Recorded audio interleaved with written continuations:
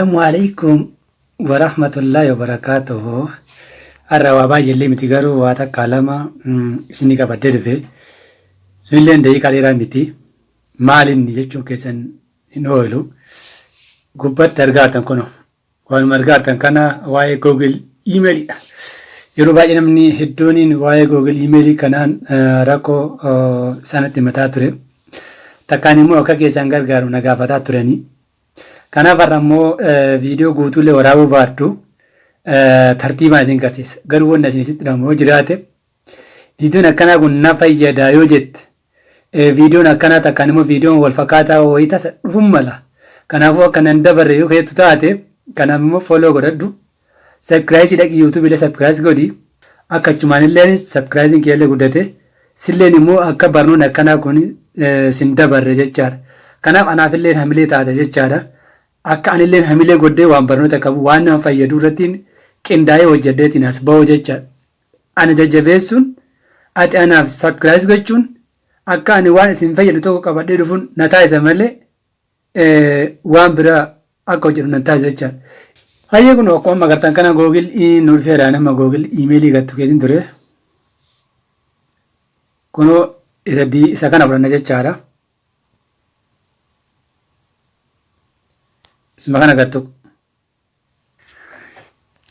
Asitti illeen isa diimaa kana yoo barbaanne bakka lama jira. Yoo barbaanne isa kana fudhanna. Yoo barbaanne isa kan sanni lama keessaa tokko yoo gattu hin rakkoon qabaatu.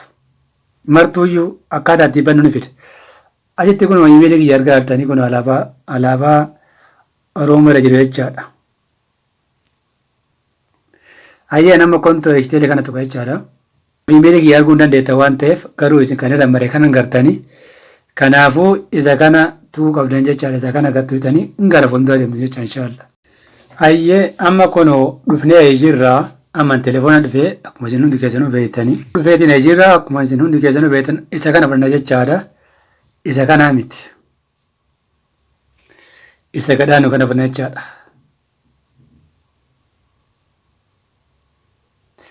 Amma asitti illee gaafii nu gaafata. As keessa gaafii lama jira. Wanni beekuu danda'uu qabdan jechaadha. Inni olaanu kun kan mataa keessaniiti. Kan ofii keessan hallanyaa mataa keessanii fayyadamtan jechaadha. Inni gadaanu bifa addaa isinii godhaa akka isinii galuuf.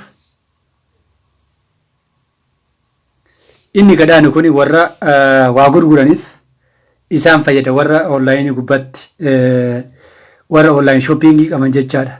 Kanaaf isaaniif gadaanu kun jecha. Isin warri mataa keessanii barbaadan warra YouTube keessanii barbaadan isa qalama diibaatti marame kana jecha. Kanaaf hinarraa fi asumatti hindaafaa viidiyoon akka dheeratu barbaadu.